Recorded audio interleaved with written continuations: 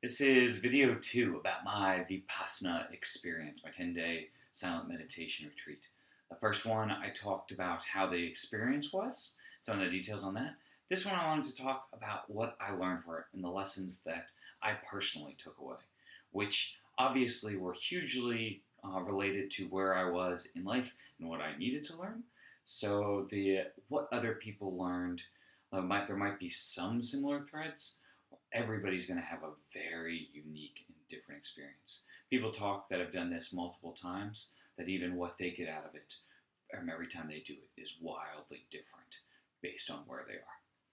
So with that, I was going to leave you with 3 of my biggest learnings from this, my biggest takeaways, which actually don't encompass everything I learned, but they're the biggest ones, and then a little bonus as well about the entire learning process.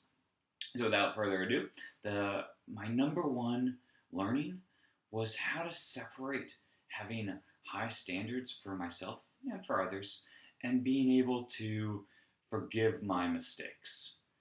I always looked at it as a badge of honor to be tough on myself because it showed that I really did have those high standards, right? If I have the high standards for now and for the future, I clearly should have the same high standards for myself for the past. And therefore, if something didn't go as well as it should have, that clearly meant that I wasn't living up to my own high standards. And I also played out, in my management style and how I interacted with other people, especially as a new manager. I learned to get better at it for other people, right? And to use my prefrontal cortex and process it and think of other ways to come out with it for other people. But my immediate reaction was still an instantaneous judging. And so I found that actually when I have the ability to separate past, because what has already happened has happened and there's no way to change that, then putting in a little bit of separation on that and judging it and looking at it in a different light or with different goals actually changes my mindset tremendously in a really positive way. So if instead when I look at the failures I go, okay, what is all of the things that I can learn from why this failed? And not just saying, oh, well, you didn't have the willpower, or you didn't know this thing that you should have known, or whatever, or you didn't remember this thing that you've learned previously and forgot to apply. That was a big one for me. And so if I look at it and go, all right, how am I going to cement this learning better, quicker, faster? It actually reframes the thing in a much more positive way. And from neuropsychology, I know that if I use that positiveness, the connections that get made are cemented much quicker. I create more of them. All of these good things happen, right? So I know that this is possibility, but it was the chance to learn it over and over and over again in a very concrete fashion because I was failing at holding my attention. I was failing at surveying my body. I was failing at finding sensation that I knew to be there. And there was zero use in beating myself up about this in the process because that would just screw things up. And I just take a little breath, take a split second and go, oh, okay, what do I learn now? And use that in continuing on. And so I was really, really powerful because now my mind automatically jumps to, hey, what can I learn from that failure instead of the negative side? And it's that automaticness of it that's really, really powerful. One concrete way that that's playing out in my life, even in just the last couple of days, is that when it used to be that I learned something new, a new technique, I'd be like, oh, man, I've been screwing that up, something fierce, for my entire life. What a horrible person. I should have found a way to learn this earlier. And, and I could go, all right, well, great. Now I leveraged that energy to read more, to try and learn more, to try and focus on that. But now I can be like, oh, wow, look at that awesome new thing I've just learned. There's something more that I can try and continue to apply and realize that in the future, I'm going to forget to apply that as well. That's okay.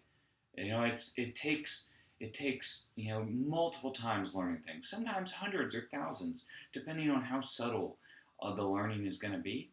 And there's no sense beating yourself up for not remembering everything.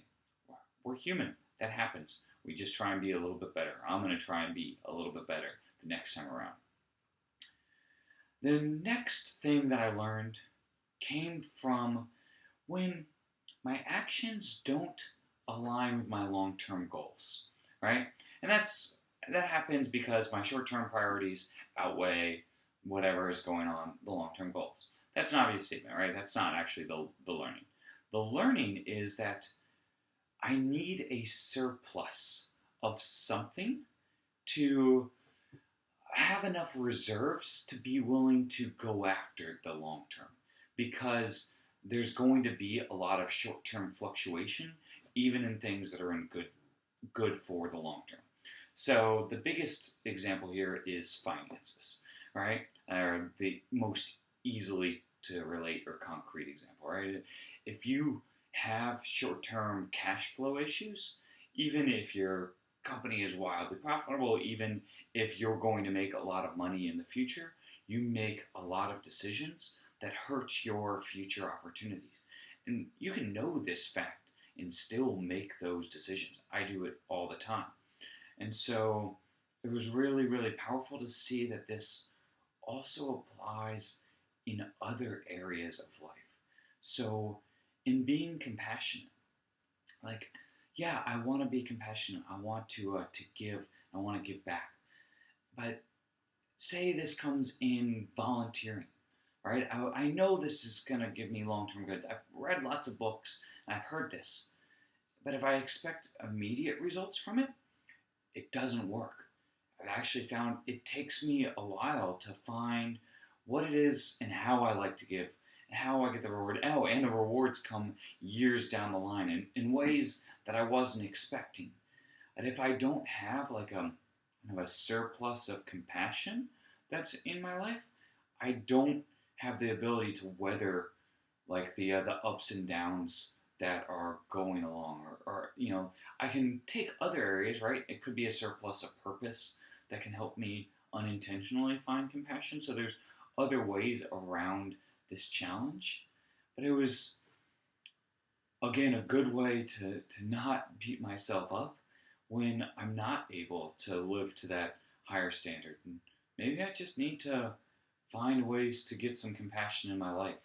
And in this case, like, just happened to find a lot of compassion in this and VIpassana, and like actually by forgiving myself, it actually kind of built up my compassion, which is unexpected but awesome, which allows me a lot of runway to do some awesome and good things that do align really tightly with my long-term goals. But I also realize that's not going to last forever. Like, I might run out of that. Like, that might be a resource or something that gets slowly worn out. So I got to pay attention and kind of find ways of refilling that and get some love into my life and get some positivity coming back my way. And it'll help me share it with other people. So I got lots of ideas on how to do that. I won't bore you with the specifics.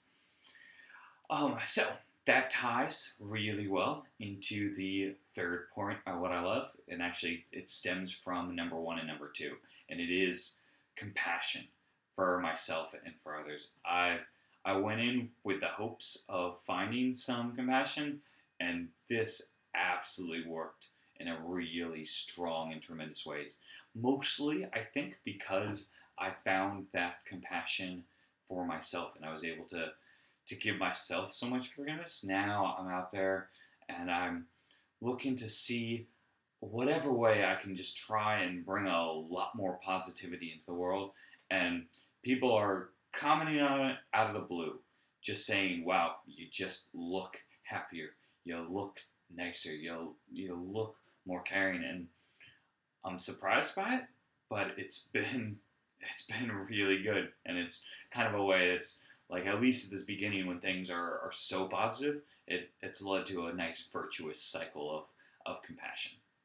So those were my three main learnings. And then for the fourth, little bonus one, I'll give you is that experiential learning is how all of this came about for me.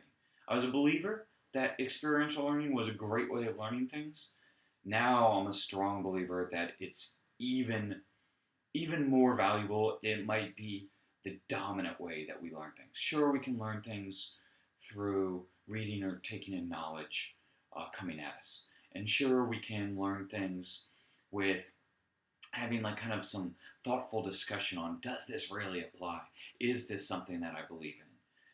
There is nothing as powerful as getting that experience firsthand, because you get this nuanced view of how it applies, where it conflicts with other things you know, how to come together, right? Like, so in the Vipassana, in that sense, it was trying and failing, over 100 times an hour for 10 hours a day for 10 days in a row.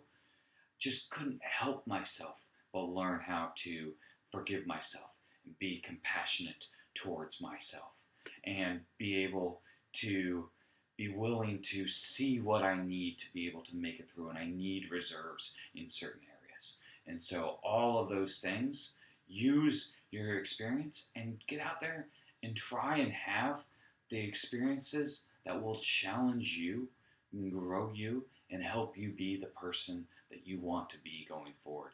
Set yourself up on a course for success. So, hope somehow this is useful or interesting for you all. It certainly is for me for looking back on it. And again, if you've got any questions, don't hesitate to reach out. You can always find me at travis.marsh@gmail.com.